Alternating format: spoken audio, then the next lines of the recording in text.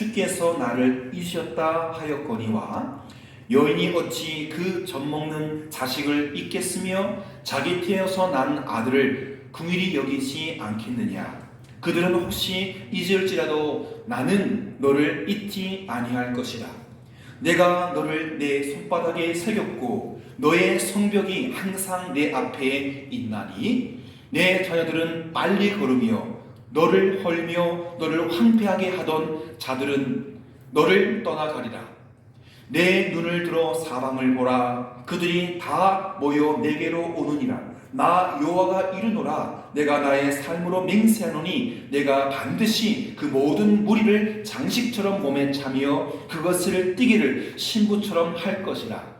이는 내 황폐하고 적막한 곳들과 내 파멸을 당하였던 땅이 이제는 주민이 많아 좁게 될 것이며 너를 삼켰던 자들이 멀리 떠날 것이라. 아멘. 옆에 분과 인사하겠습니다. 당신이 곁에 있어 행복합니다.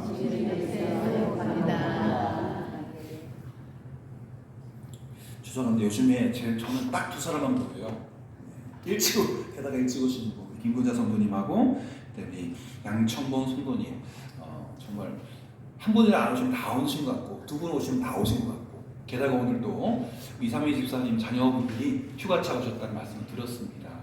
가끔 이렇게 한두 분만 찾아오셔도 꽉 찬 느낌이 들어서 너무너무 감사를 드립니다.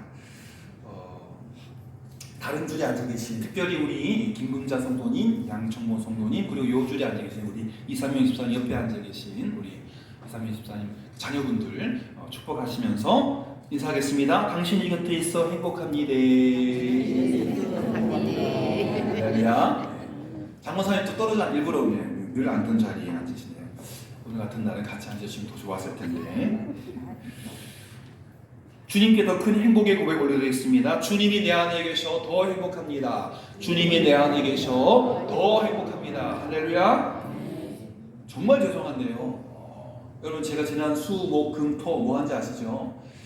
한동대를 2번 왔다 갔다 했어요. 근데 이 막 30도, 34도 뭐 이렇게 왔다 갔다 하고 이 성전 본당이나 본부석은 시원한데 사실 거기 앉아 있지 않거든요.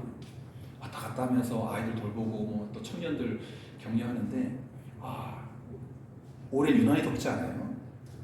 못 살겠더라고요. 죄송합니다.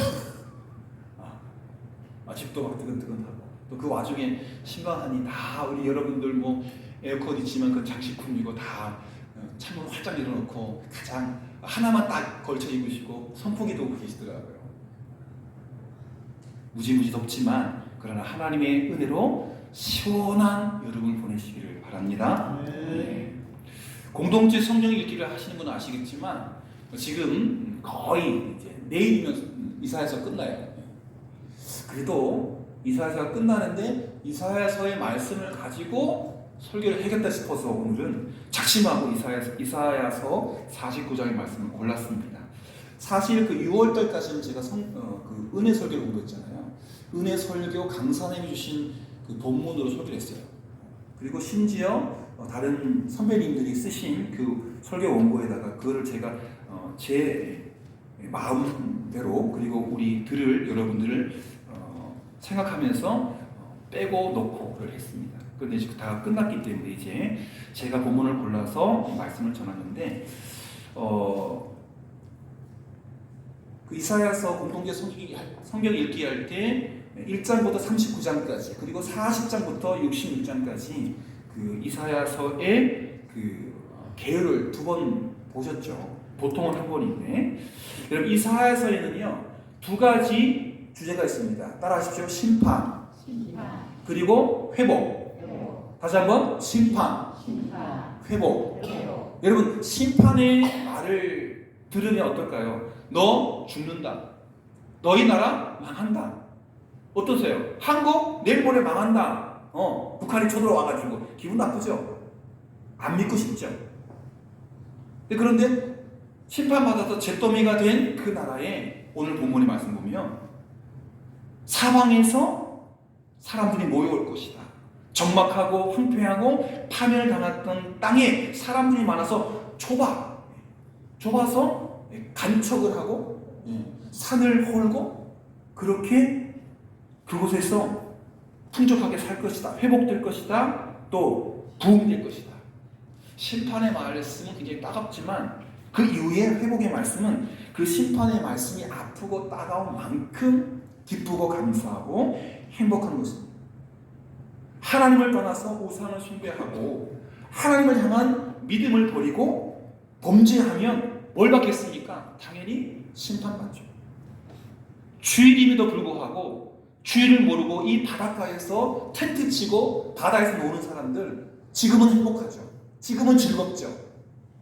있으니까. 럭셔리한 집 한 채를 차 뒤에 달고 다니면서 여기저기 다니면서 먹고 놀고 하는 거예요. 주일이 어디 있어요? 월화수목금 다 노는 날인데. 그러나 그 인생 앞에 뭐가 있습니까? 심판이 있다는 거예요. 하나님을 떠나서 우상을 숭배하고 자기를 따르며 하나님을 향한 신앙을 버리고 범죄하면 자기 멋대로 살며 심판받아요. 그 인생들은 죄송합니다. 지옥 갑니다. 다. 그렇게 사는데 천국간 인생 아무도 없습니다. 그렇지만 그렇게 태어났지만 원죄를 안고 아담처럼 하와처럼 죄인으로 태어났지만 회개하고 하나님께 돌아오면 하나님 뭐 하십니까? 용서하고 회복해 주신다는 말씀을 강조하고 있는 것입니다. 이 빨간 글자 두 글자 속에 앞부분보다는 뒤에 두 글자 회복의 방점이 있는 거예요. 하나님께서 심판을 강조하는 게 아니에요. 하나님은 막 자녀를 때리면서 기분 좋아하지 않아요. 오히려 그 멍든 종아리를 싸매고 치유하고 또 맛있는 거 사주고 그렇게 회복할 때 하나님을 더 기뻐하십니다. 누구라도 하나님을 떠나면 예외 없이 심판받고 누구라도 회개하고 돌아오면 예외 없이 용서받고 구원받는다는 것이 이사야서의 강조점인 것이죠. 그러나 더더욱 중요한 초점, 포커스는요. 그 회복과 구원이 심판은 하나님께로부터 오지만 회복과 구원은 누구로부터 온다? 예수 그리스도로부터 온다. 할렐루야. 그 심판 다음에 오는 회복과 구원이 오실 메시아 예수 그리스도 때문에 우리에게 찾아온다는 것입니다. 오늘 본문이 들어있는 이사야서 49장은요 구원과 회복을 예언한 내용으로 가득 차 있습니다. 특히 오늘 16절 말씀 보면 한번 빨간 글씨로 읽어볼까요? 시작. 여러분 손바닥 보세요. 아들, 딸 이름 새겨 있지 않습니까? 손 모을 때마다 저도 물론 아버님, 어머니 기도하지만 예인이, 예신이, 예원이 죄송합니다. 내 새끼인데 기도하죠. 하나님의 손바닥에 그 당신의 자식들의 손 이름들이 다 쓰여 있다는 것입니다. 하나님의 손은 저희 손 같지 않습니다. 어마어마하게 넓습니다. 이름 석자가 아니라 수만, 수억 그 이름을 다 새겨도 손바닥이 남습니다. 내가 너를 내 손바닥에 새겼다. 김신영. 빨간 글씨. 예수님의 보혈을 잉크 삼았기 때문에. 여러분 기억하실 것은 쓰는 것과 새기는 것은 다릅니다. 아시죠? 저도 안 가봤지만 우리 흥환 쪽 돌아가는 데 보면 그 비석 있잖아요. 그죠? 역사를 아시는 분 일부러 이렇게 순례하시다가 거기 정자 올라가서 그걸 보고 오는 울릉도에도 이 큰 바위에 돌이 세 개인데 거의 이제 이게 세월에 뭉개져가지고 옆에 그걸 이제 해석한 안내판을 봐야 그 글씨가 뭔지 알아요. 쓰는 것과 새기는 것은 다릅니다. 쓰는 것은 연필이나 볼펜으로 글자를 쓰는 것이고 종이나 양피지나 그 무엇에다가 심지어 손바닥에 쓸 수도 있죠. 글자를 필기구로 쓰는 것입니다. 새기는 것은 글씨나 그림을 나무나 돌이나 쇠붙이에 정이나 못이나 칼로 타서 새기는 것입니다. 쓰는 것과 새기는 것은 달라요. 저도 급할 때 종이가 없을 때 진짜 잊어버리지 않으면 볼펜 꺼내가 손바닥에 쓰거든요. 나중에 다 끝나고 이거 지우려고 하면 잘 안 지워져요. 그러나 새긴 것은 거의 지워지지 않습니다. 몇백 년이 지나도. 심지어 여러분 그 함무라비 법전 몇천 년 전 거거든요. 이 3000년이 지나도 돌에 새긴 것은 그대로 남아있습니다. 손바닥에 새겼다. 손바닥에 지워지지 않게 문신을 새기는 것처럼 낙인을 찍는 것처럼 분명하게 세웠다는 것, 지워지지 않기 위해서 새긴 것입니다. 쓰는 것은 지워질 수도 있고 또 지우개나 다른 그 용액이나 무엇으로 지울 수 있어요. 불태울 수도 있고 쓰는 것은 온전하지 않습니다. 그 종이가 삭을 수도 있고 또 비에 젖을 수도 있고 불태워질 수도 있고 하지만 새기는 것은 쉽게 지울 수도 없고 지워지지도 않습니다. 돌에 새긴 것, 강철에 새긴 것 지워지지 않아요. 여러분 인간이 신체에 문신을 새기기 시작한 거 문신 아시죠? 문신을 새기기 시작한 거 지금부터 약 4000년 전, 기원전 2000년 이집트에서부터 시작했습니다. 여러분 미라 아시죠? 미라에 이집트 사람들이 얼굴이나 가슴이나 손이나 허벅지 등의 문신을 새긴 흔적이 발견되는데 거의 2000년 전 미라예요. 왕이든지 또는 평민도, 이런 평민들도 미라를 만들었습니다. 이스라엘 사람들은요. 이집트 사람들은. 그런데 왜 문신을 새겼느냐? 어떤 부족인가? 어떤 신분인가? 왕, 우리로 말하면 국무총리, 국방장관, 원수, 짝대기 하나, 1병도, 2병도 새길 수 있죠. 내가 누군가, 어느 부족인가, 어느 신분인가 증명하기 위해서 문신으로 사람들이 얼굴이나 가슴이나 손이나 허벅지 등등의 문신을 새겼다고 해요. 여러분 아시는 것처럼 지금도 미국 서부에 가면 목장이 많은데요. 소유주를 표현하기 위해서 공둥이에다가 낙인을 찍습니다. 다른 인도로 뒤져요. 우리로 말하면 김, 박, 최. 유수근 씨가 거기다 낙인 찍는 거겠네요. 거기 막 농장만 있으시니까 여러 주인들의 소들이 노리지 않기 때문에 여기선 그렇지 않지만 미국에서는 소나 말의 몸에 낙인을 찍습니다. 고대 사회로 올라가 보면요, 종의 귀에 송곳을 뚫어가지고 귀걸이를 채웁니다. 그래서 교회에서 그런 말을 하면 안 되는데요. 귀걸이 하고자 등을 때리면서 네가 종이야? 하면서 등을 치는데요. 요즘은 그게 그런 의미가 아니고 장식품인데 등 때리면 안 돼요. 그 다음 주부터 안 나옵니다. 하지만 그 종의 귀를 송곳을 뚫고 구멍을 내고 거기다가 노예 표현에 이 귀걸이를 하는 거예요. 그 귀걸이는 없앨 수 있지만 그 구멍이 있거든요. 그럼 다 종이에요. 심지어 노예 몸에 종이라고 하인이라고 낙인을 찍게 됐습니다. 그런가 하면 하나님 아닌 다른 종교를 믿는 이도교들은 자신의 몸에 자신이 섬기는 신의 형상을 낙인으로 찍게 됐어요. 예를 들면 이마에다 나 부처 믿는다고 불교다고 부처 모스크 가서 기도하는 알라 이렇게 자기가 섬기는 신의 형상이나 이름을 낙인으로 찍기도 했다고 해요. 그러나 오늘 말씀에 보면 하나님이 오히려 그 이스라엘 백성들의 이름 그리고 그가 구원한 성도들의 이름을 어디에 새긴다?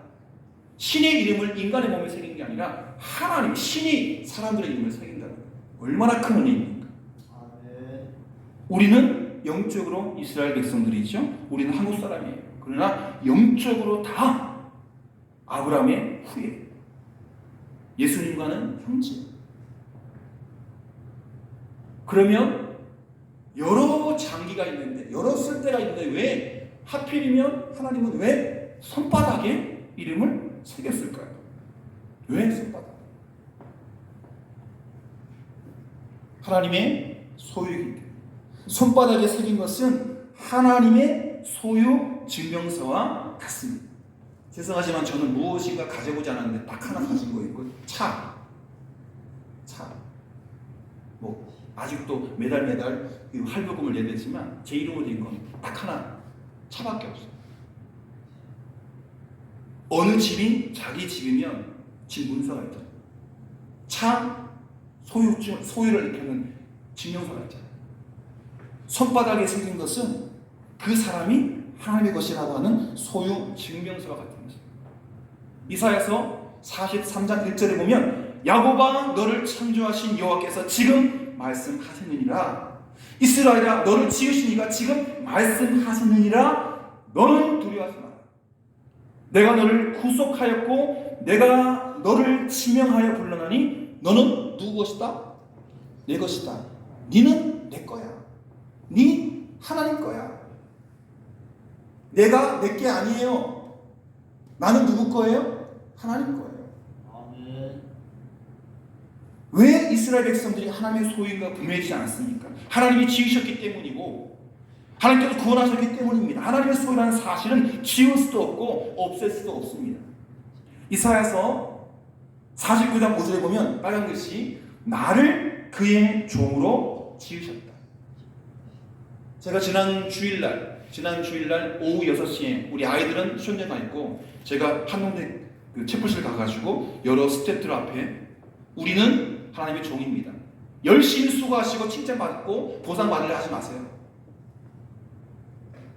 그 아이들이 청년들이 그 얘기 듣고 부모님들한테 스태프들한테 우리 조 목사님 말씀에 귀가 번쩍 뜨였다고 봉사로 왔지만 이 마음으로 봉사하겠다. 나를 그의 종으로 지으신 자유인이지만 하나님의 영광스러운 종입니다. 그 자의식, 그 아이덴티티 잊지 마십시오. 하나님이 지으셨기 때문에 구원하셨고 하나님의 소유라는 사실을 지울 수 없고 없앨 수 없습니다. 하나님이 나를 그의 종으로 지으셨습니다. 49장 6절에 보면 종으로 지으셨을 뿐만 아니라 구원을 베푸셔서 양자사가 주셨습니다. 그리고 7절에 보시면 그가 너를 택했다. 여호와 그가 너를 택했다. 그리고 49장 26절에 보면 하나님이 너의 구원자, 너의 구속자다. 하나님이 지으시고 구원하셨다는 것을 그 49장 곳곳에 써놓았고 강조가 있습니다. 여러분 손바닥은요, 손은 가장 우리 몸 중에 활발한 장기죠. 발바닥을 볼 저는 이제 예전에 볼 수 있을 거예요. 유연하니까. 발바닥 잘 못 봐요. 발바닥도 잘 못 씻을 거예요. 이게 유연하지 않아가지고, 발바닥 씻을 때 참 힘들어요. 발가락 사이, 발바닥 참 힘들어요. 발바닥에 뭘 써놓으면 쓸 수도 없지만, 발바닥에 뭘 써놨는지 볼 수가 없어요. 하지만 손바닥은 다르잖아요. 손바닥은 가까이 보이는 곳이 있습니다. 그리고 하나님의 손은 크고 강하십니다. 사람의 손에 새기는 것은 무의미합니다. 지워지고 죽으면 의미 없어요. 손바닥에 써놓고 뭘 하는 그 인생. 그런데 그 손바닥 주인이 죽어버리면 아무것도 못해요.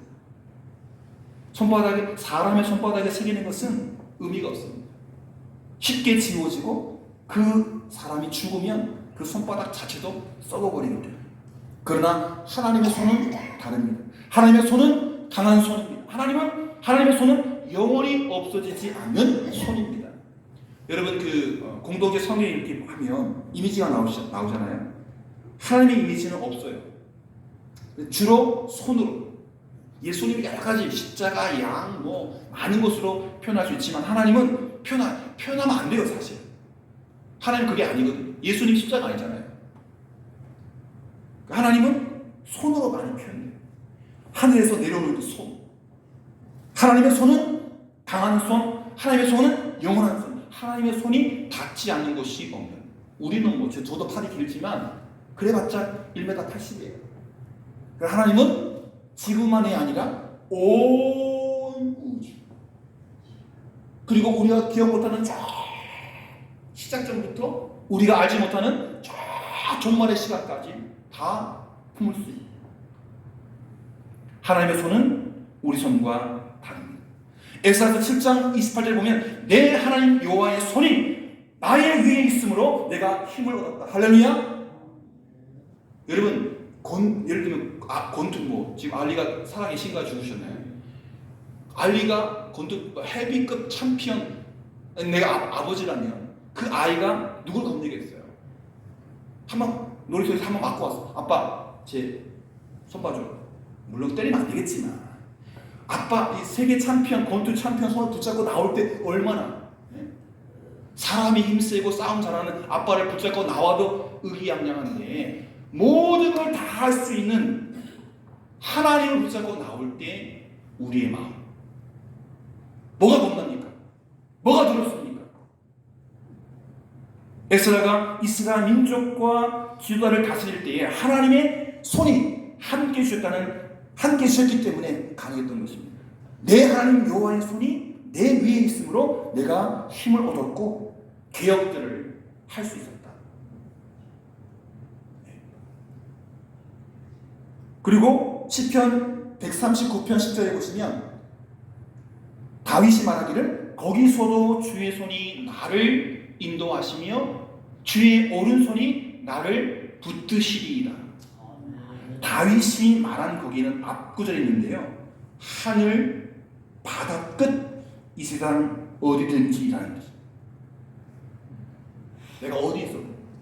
땅 위, 가장 높은 산 위에, 바다 저 밑에, 아니면 지옥 한복판에 가 있어도 하나님께서 들어 올리시면 나를 붙들어 올리신다는 것입니다.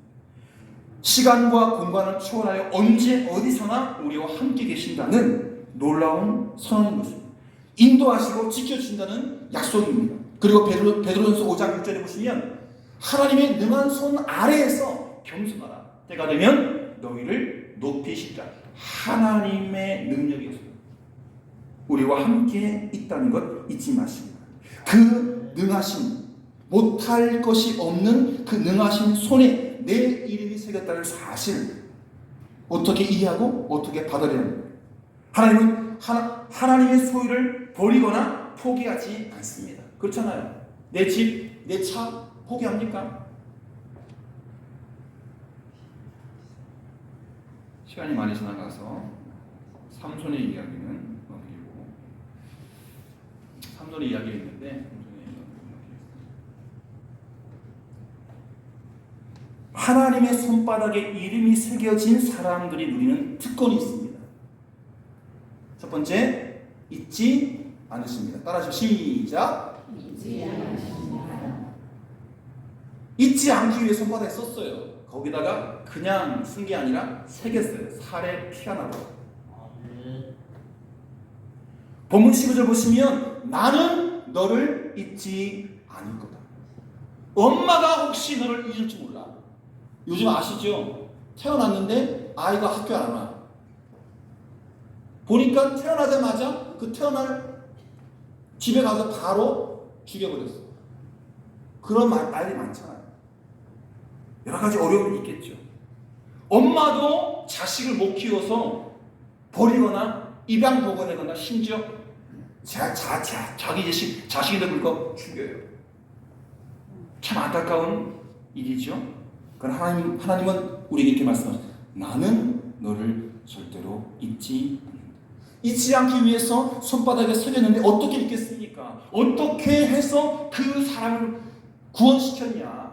그 한 인생 구원하기 위해서 자기 아들을 줬는데 제가 그래서 제가 대신 살아난 이 어떻게 저를 하나님께 또 잊어버리고 버리시겠어요? 아니죠. 여러분 그 하나님 잊어버리면 안 됩니다. 하나님은 우리를 잊지 않습니다. 부모는 종종 자식을 잊을지라도 하나님은 우리를 잊지 아니하신다고 말씀하고 있는 거죠. 하나님은 우리를 잊지 않습니다. 손바닥에 새겨진 사람들의 첫 번째 특권, 잊지 않는 존재라는 것입니다. 두 번째, 시작, 회복하여 주십니다. 18절 말씀 보면 내 눈을 들어 사방을 보라. 그들이 다 너에게 모여올 것이다.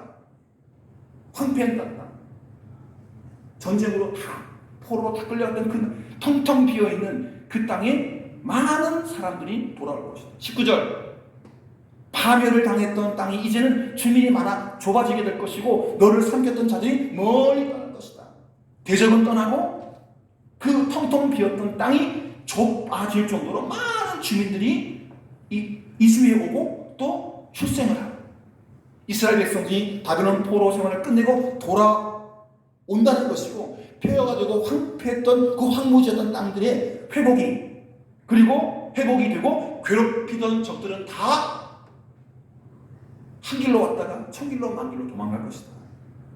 그러나 이 말씀의 초점은 메시아로 오신 예수 그리스도를 통해서 죄인들이 돌아와서 구원받고 그 숫자가 세계에 가득하게 되리라고 하는 영적 회복 또한 있는 것입니다. 이스라엘의 바벨론 포로 끝나고 돌아오는 그 1차적인 의미도 있지만 지금 종말을 앞둔 이 시대에는 영적인 백성들이 영적인 가나안 땅에 모여드는 그것을 이야기하고 있는 것입니다. 종교개혁자 칼빈은 장차 교회가 전 세계에 가득하게 될 것을 가르치는 것이라고 해석했습니다. 여러분, 예수 한 사람과 12명의 제자로 시작된 기독교가 전 세계에 퍼졌습니다. 숫자보다 더 소중한 것은 영혼을 살리고 또 살리고 있고, 옛날에 그 영혼을 살렸고 지금 살리고 있고 계속 앞으로도 살릴 것이라는 것입니다. 예수 그리스도는 개인을 살립니다. 가정을 살립니다. 또 국가와 공동체를 회복시킵니다. 그래서 우리 개인의, 우리 가정의, 우리 국가의 답은 예수 그리스도입니다. 마지막으로 손바닥에 새긴 사람의 특권, 다음 세대가 잘 됩니다. 이건 복의 이야기가 아닙니다. 잘 먹고 잘 살고 좋은 집에 살고 좋은 차, 좋은 대학, 좋은 직장 아니요. 22절에 보면 그들이 내 아들들을 품에 안고 내 딸들을 어깨에 메고 올 것이다. 25절에 내 자녀를 내가 구원할 것입니다. 비좁은 집에 살고 지붕이 세고 먹을 것이 부족할지라도 천국 가는 인생, 구원받은 백성, 이것이 잘 되는 세대의 이야기입니다. 부모가 누구냐, 어떤 사람이냐, 뭘 하느냐, 뭘 하고 있느냐, 어떻게 살고 어떤 영향을 끼치느냐에 따라서 자식들의 성공과 실패, 행복과 불행이 결정이 됩니다. 그래서 어느 분은 성적표를 조작해서 또는 자격증을 조작해가지고 자기 아들, 딸들을 좋은 사람을 만들었다가 지금 다 그죠? 박탈당하고 그도 교수 자리에서 쫓겨나고. 정직하게 자녀를 응원해내지 정직하지 않게 응원하는 것은 아니죠. 다음 세대 자녀들 후손들에게 좋은 모습, 좋은 본을 보여주는 것이 먼저인 것입니다. 수단과 방법을 가리지 않고 자녀를 축복하는 것은 잘못된 것입니다. 오늘 본문은 하나님이 자녀들을 돌아오게 하시고 구원하신다고 말씀했습니다. 자녀들의 영혼 구원을 위해서, 다음 세대의 번영을 위해서 믿음 있는 부모, 모범을 보이는 부모가 되시기를 바랍니다. 아울러서 여러분 용서하고 들으십시오. 저는 발산교회만의 목사가 아닙니다. 동시찰만의 목사가 아닙니다. 포항노회만의 목사가 아닙니다. 아시는 대로 중고도연합회 수련회 포항노회 행사입니다. 포항남도 행사가 아니에요. 저는 어린아이 1명, 청소년 1명, 청년 1명을 살리는 곳이 있으면 가서 돕겠습니다.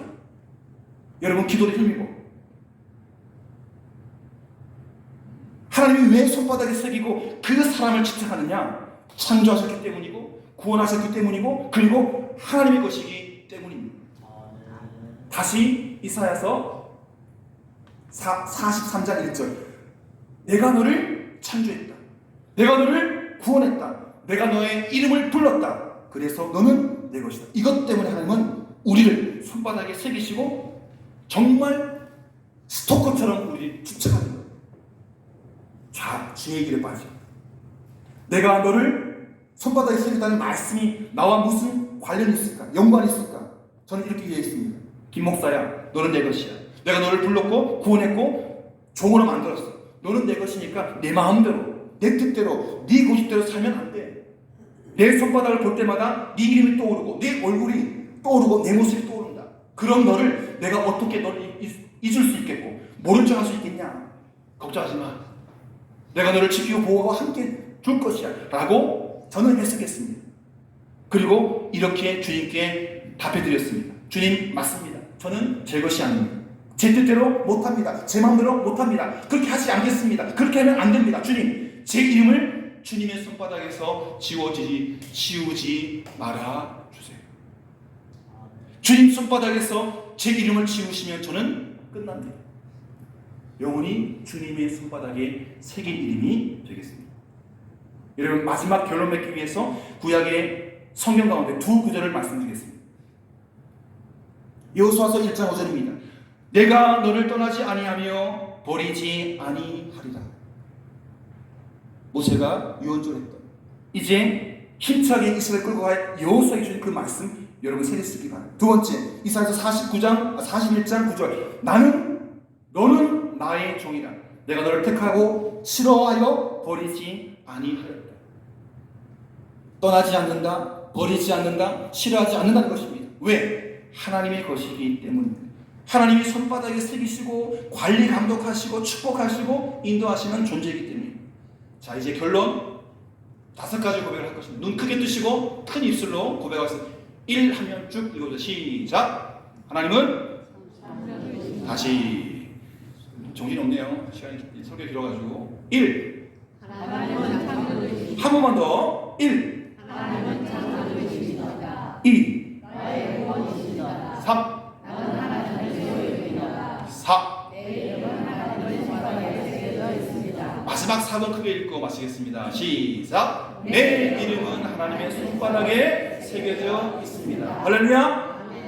오늘 꿈꾸실 때 하나님 손바닥 보여주세요 하고 손바닥에 새겨져 있는 여러분의 이름, 김신영, 장창종, 손선희, 이경우, 김춘자 보시기 바랍니다. 임하율, 임하은, 하나님 손바닥에 새겨진 이름, 여러분 이름이 다 쓰여진 적이 있습니다. 내 이름은 하나님의 손바닥에 새겨져 있고 영원히 지워지지 않습니다. 그 손바닥으로 우리를 어루만져 주실 것입니다. 우리가 천국에 가면. 할렐루야. 기도하겠습니다. 주님 감사합니다. 바깥은 무덥지만 우리 이 시간 말씀 앞에 서 있는 우리 모두에게는 시원한 말씀들이 선포되었습니다. 하나님, 주님의 손바닥에 우리의 이름이 새겨진 것 기억하고 그 손바닥에 새겨진 이름의 주인공으로 믿음 안에, 소망 안에, 사랑 안에 당당하게 살아가며 주님의 기쁨이 되고 주님의 자랑이 되게 인도하여 주옵소서. 하나님, 꿈꿀 때 또 환상 중에 하나님의 손바닥을 보고 그 손바닥에 새겨진 내 이름을 보고